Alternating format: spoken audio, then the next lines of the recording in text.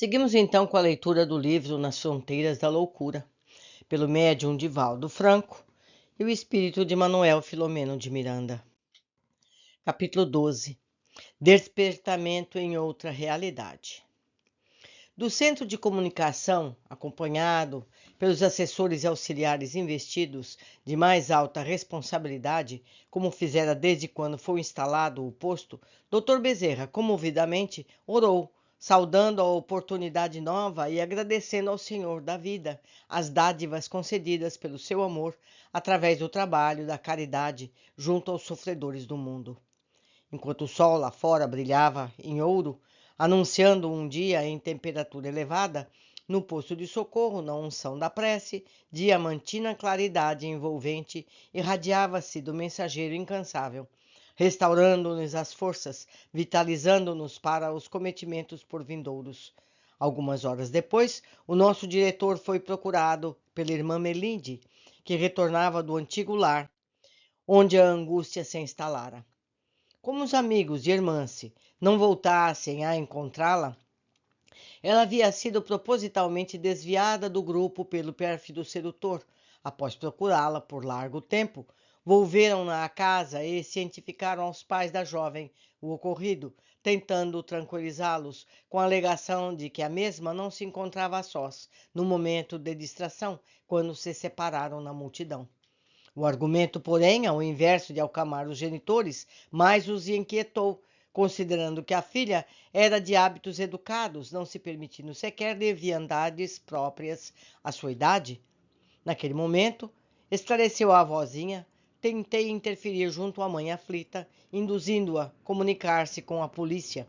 Vocês lembram no começo, né? A garota que se afastou do grupo e foi morta e jogada lá no mato. Vocês estão lembrados do caso primeiro. Continuando, já era dia, quando essa providência foi tomada, e o genitor veio à cidade, recorrendo à delegacia central na expectativa de colher quaisquer resultados. Às 9 horas, o cadáver foi encontrado, encaminhado ao necrotério para autópsia e depois identificação. Logo informado, o genitor encaminhou-se para lá, deparando-se com o quadro que o dominou com superlativa aflição. Tratava-se da filhinha morta, que após autopsiada seria o corpo liberado para sepultamento. A irmã Melinde não ficou insensível ao sofrimento do genro, que chegou ao lar trânsito de dor, que não pôde ocultar à esposa, apesar do esforço enviado para diminuir-lhe o choque da notícia. Após enxugar as lágrimas ungidas de resignação e confiança nos desígnios superiores, continuou. A filha, surpresa, foi acometida de pânico, deixando-se abater em terrível desespero. Logo vencida por um vágado, ou seja, uma inércia sem ação. Providenciou-se um médico para vê-la à sua cabeceira, ministrando assistência especializada. Nos breves momentos em que a síncope a acometeu, procurei falar-lhe, imprimindo ânimo e submissão ante o infortúnio. Agora dorme sob a ação de um sedativo. Dr. Bezerra escutou em silêncio e propôs. Vejamos como passa Hermance. Quando chegamos próximos ao seu leito, o enfermeiro notificou-nos que subitamente a paciente começou a dar sinais de inquietação, como se experimentando forte pesadelo. O mentor aplicou-lhe recursos fluídicos, informou a irmã Melinde que era todo conveniente despertá-la para o primeiro encontro com a realidade, de modo a interromper a comunicação com o lar, donde chegavam os pungentes apelos, quais dardos que alcançavam, dilacerando as fibras íntimas, fazendo-a reviver as cenas que culminaram com a desencarnação. Então, quando nós vimos no caso dos rapazes que tiveram acidente de carro, ela a mesma coisa. O desespero da família encarnada chega a ela e a deixa desesperada. Ela sente como dardos dilacerantes. Então, ela precisava ser preparada para receber com mais equilíbrio esse sofrimento todo. Continuando. Esta era a razão por que se encontrava agitada. A avó, algo ansiosa, aguardou um momento em recolhimento mental, enquanto se ministravam recursos de dispersavam os fluidos soníferos. Gemendo, Irmã se despertou, um tanto aturdida, com sinais de disritmia cardíaca, muito pálida e com respiração ofegante. Lembramos mais uma vez que o perispírito tem coração, tem pulmão, ele respira, ele tem batimento cardíaco, certo? Não é um corpo físico, mas ele tem todos os órgãos do corpo físico, porque é o perispírito que forma o corpo físico. Então ele tem tudo. Continuando. Ao tentar assenhorear-se da enfermeira, ou seja, da enfermaria, distinguiu na tênue névoa que lhe imprecisava a visão, a querida avózinha acercando-se do leito. A surpresa se lhe estampou à face, sem qualquer receio, embora a fraqueza orgânica que se dava à mostra, distendeu os braços e falou vagarosamente. Meu Deus, estou sonhando, vovó querida, ajude-me. O nobre espírito acercou-se quando pôde e enlaçou-a com indescritível ternura, em silêncio. Ergueu-lhe a cabeça e o tórax e os apoiou no regaço que brilhava tenuamente. A moça, dando-se conta da presença inconfundível da familiar amada, queixou-se em tom de súplica. Fui raptada e querem matar-me. Tenho muito medo. Quero voltar para casa. Prorrompeu um dolorido pranto.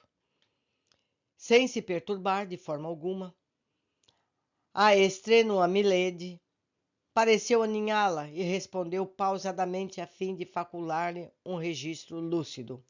O rapto não se consumou, meu bem. Tudo está bem. Estamos juntas. Você voltará para casa logo mais. Agora, acalme-se. Lembre-se da oração.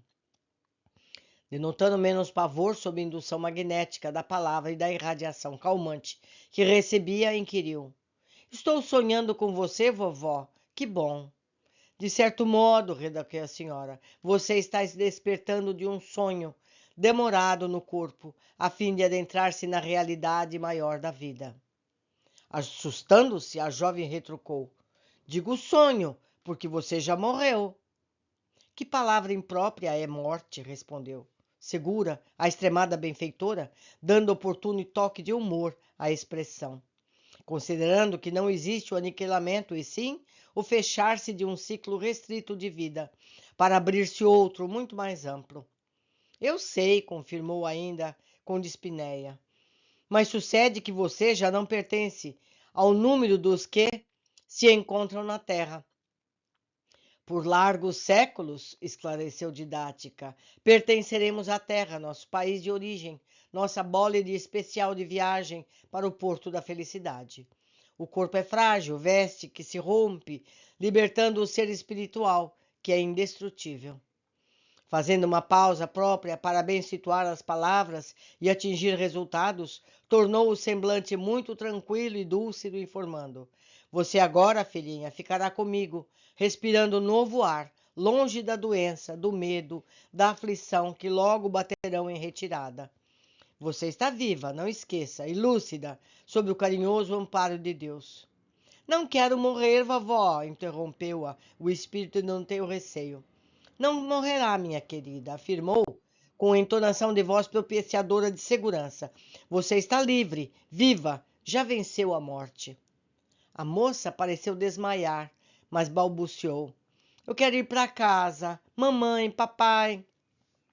Irá sim, concluiu a irmã Melide, acarinhando a cabeça da neta. Iremos juntas. Tudo está bem.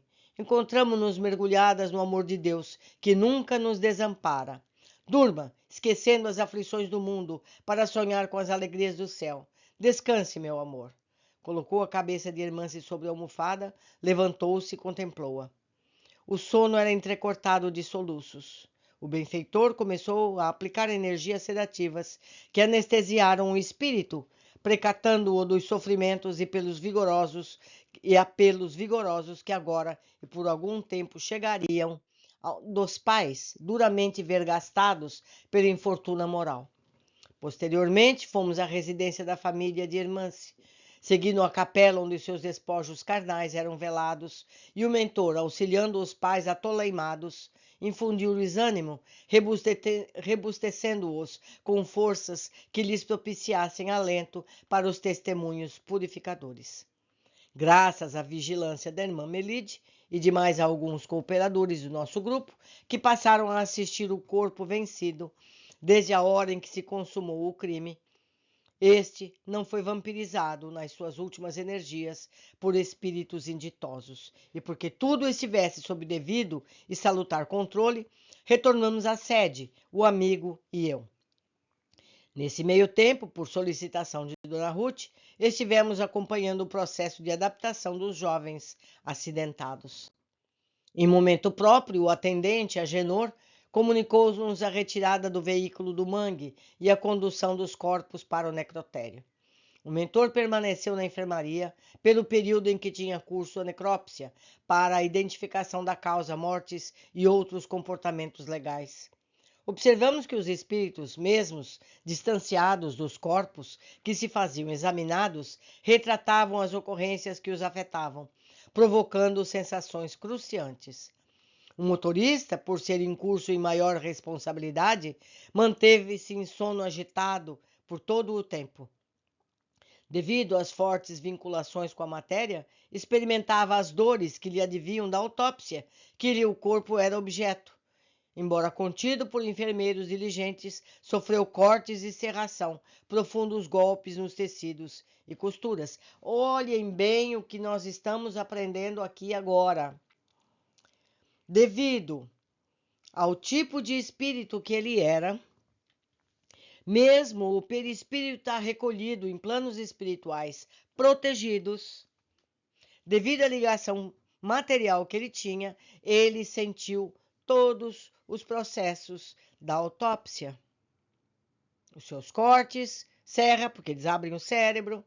Ele viveu todos esses sofrimentos. Por quê? Porque ele era apegado demasiadamente ao corpo, ele ainda era muito jovem e ele não pensava em morrer. Então, meus amigos, vamos estar atentos para que nós não passemos por esses problemas. Temos que entender o que é a morte. A morte é simplesmente deixar o corpo físico para trás. Não temos que estar desejando mantê-lo a qualquer custo. Mas vamos continuar o estudo. Recordemos que se encontrava sob amparo, não ficando todavia isento de responsabilidade pelos erros que a juventude estróina lhe facultara. Em autópsias, muitos espíritos que se deixam dominar pelos apetites grosseiros e se fixam apenas no corpo, quando não fazem jus à assistência especializada, enlouquecem de dor, demorando-se sob os efeitos lentos do processo a que foram submetidos os seus despojos. Desse modo, cada um dos jovens, apesar de todos haverem desencarnado juntos, no mesmo momento, experimentavam sensações de acordo com os títulos que conduziam, de beneficência e amor, de extravagância e truculência. As autópsias demoraram mais de 1 hora, durante a qual a assistência do bem procurou diminuir os sofrimentos dos recém-chegados. Eu atento aqui para o caso das pessoas que optam pela cremação. É por isso que a cremação deve ser feita lá por 72 horas depois do falecimento, para que haja tempo de os espíritos protetores retirarem esse corpo da matéria, retirarem esse perispírito da matéria e o protejam, para que ele não sinta a situação da cremação. Certo? E é preciso que o espírito que a pessoa tenha pedido para ser cremada. Se ela não pediu, não cremem. Enterrem como diz a tradição. Porque ela também precisa estar preparada para isso. Certo? Entendidos? Continuemos.